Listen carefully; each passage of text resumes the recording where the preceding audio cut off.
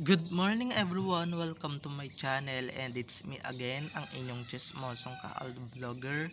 So happy Sunday sa ating lahat. So wag ninyong babaktawan o lalaktawan tong ating content ngayong araw. I'm sure na hindi ninyo pagsisisihan na pinanood nyo to mula umpisa hanggang hulihan. And syempre, wag ninyong kalimutan na i-share para mas rumami pa tayo at mas lalo pa tayong madagdagan, okay?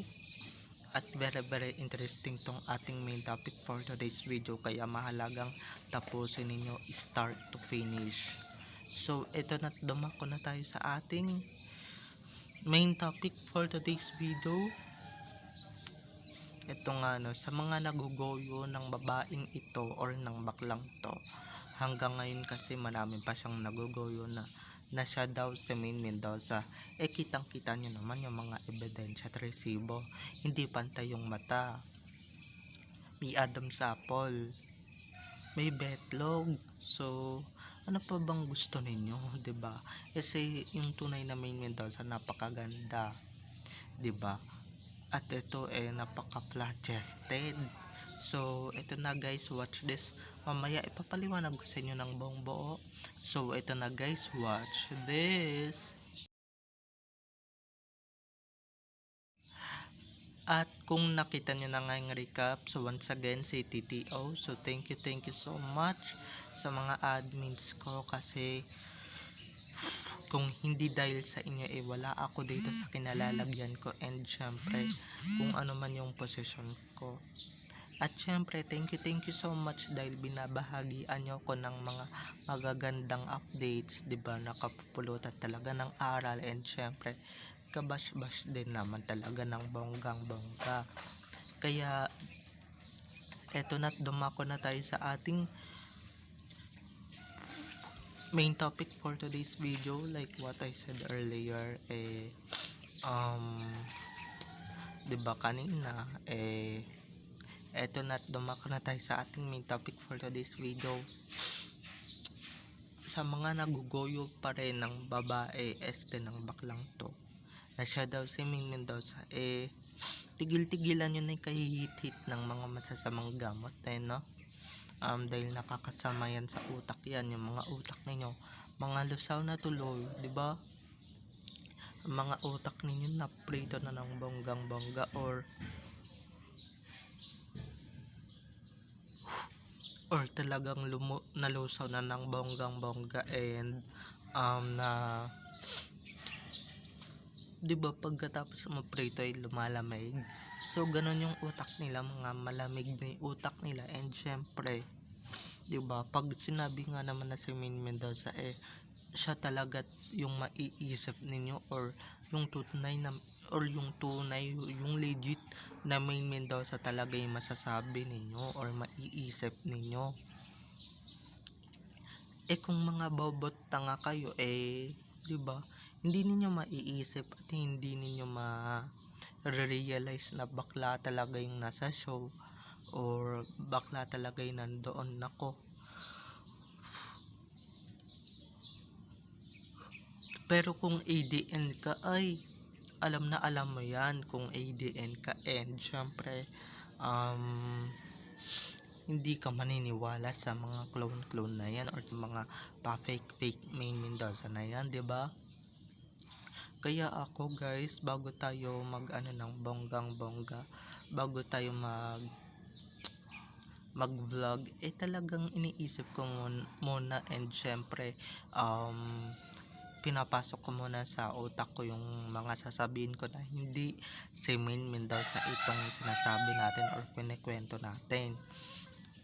Dahil tignan ninyo ha, di ba kayo marunong sa tumingin ng mga, di ba kayo marunong maka-analyze or maka-realize ng mga kapangitan ng clone, and syempre ng kagandahan na tunay na Maine Mendoza, di ba? At eto pa yung mga palusot nila, syempre pumapangit pagka nag-aasawa. Talaga ba? Pumapangit pag buntis, talaga ba? Hindi nga makabuo yung ninyo, no, yung puo ninyo, or yung clone na sinasabi ninyo na siya talaga ang legit Main Mendoza, 'di ba? Kaya ako, hindi nyo ako maguguyo at hindi nyo ako mapapasakay sa mga kabalyuan at sa mga katripan ninyo, okay, kachipan. Hindi nyo ako mapapasakay dyan kasi nga kami nga, once na sumakay kami sa inyo, ay nako, bababa kami sa level ninyo, and syempre mga utak ninyo parang mga nakahit-hit na ng masasamang gamot. Baka ganon din yung magiging kalabasan namin, 'di ba? Mga nakahit-hit, and syempre mga nakaano ng bonggang-bongga. Ayaw na ayaw namin yun kasi sa ADN lahat kami may mga edukado at lahat kami mga may prinsipyo, and syempre may utak kahit yung ilan sa amin hindi nakapag-school, 'di ba? So hindi naman kami ganoon kababa. Kayo, 'di ba, nakapag-aral nga kayo, pero tignan niyo naman yung mga pinagkikilos ninyo. Parang hindi nakapag-aral, parang hindi nakapag-grade 2, 'di ba? Nakakatawa lang mga ka-ADN na pinagpipilitan nila na semento. Eto fact check lang. Yung mata ng tunay na Main, yung reyna ng puso ni Alden Richards. Eto sabihin ko lang yung mga pros and cons. Pros muna tayo. Yan, tabingi yung mata, isa kirat, yung isa parang mata ng lamok. Number 2, ba't basalsal yung bibig? Kasi may napakaganda ng bibig, 'di ba? Okay lang na natural yung bibig or yung malaki bibig, 'di ba? Basta natural lang.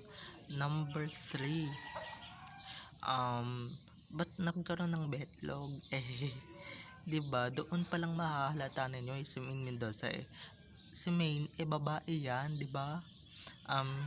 Maria lang ang meron yan, hindi Junjun. So doon pa lang guys, mahahalata ninyo na kung hindi pa naman kayo tanga at hindi kayo bobo, 'di ba? Good luck na lang kung hindi ninyo mahalata yung mga ganyang kinikilos ng pambato ninyo or ng clone ninyo, hindi ba? Kaya ako 'di ba, nung nanonood pa lang ako ng show na kalaban na ngayon ng Showtime, or kalaban pa rin deep inside ng Showtime, halatang halata ako na talagang si Clowny yun, 'di ba? Noon pa man nandito pa yung isa kong vlogger na kaibigan ko before, di pa siya bumabaligtad, 'di ba? Just in case na siya noon yung nagpapalabas sa akin ng tunay na si Clown talaga yung nasa show, at talagang si Lola talaga yung nagpapalabas sa akin ng totoong katotohanan na si Clown talaga ang nandoon. Kaya ako paniwala ako na si Clown yun kasi nga may brain ako, and syempre vlogger ako, kailangan talagang ilabas ko yung legit information and yung katotohanan tungkol sa kinikilos ng walang hiyang clown na yan, hindi ba? Kaya ako 'di ba, bago tayo mag-vlog, hindi yung tirada tayo ng tirada agad. Talagang mag-isip muna tayo kasi baka mamaya pag hindi tayo nag-isip ng bonggang-bongga kalabasan na si clown talaga yung ikinikwento natin or ina-analyze natin, hindi ba? Kaya yung mga may utak dyan na paniwalaan nyo tong sasabihin ko, hindi si Main yan, dahil kilala naman natin si Main, diba? Natural, hindi ba kokang yung bibig at saka yung mata, natural na natural, diba? Eto, kulang na lang tapyatsin yung isang mata na itong lalaking to, diba? Di ba kayo kung gusto ninyong magpagoyo din, respect, di ba? Di nyo naman kawalan yan, at di naman namin lost yan, okay? Kung maniniwala kayo at kung hindi naman, bahala kayo sa buhay ninyo, basta kami naniniwala kami sa mga paniniwala namin at sa mga informasyon na nilalabas namin dito. Basta ako at wait lang baka mamaya pa ikot-ikot na tayo.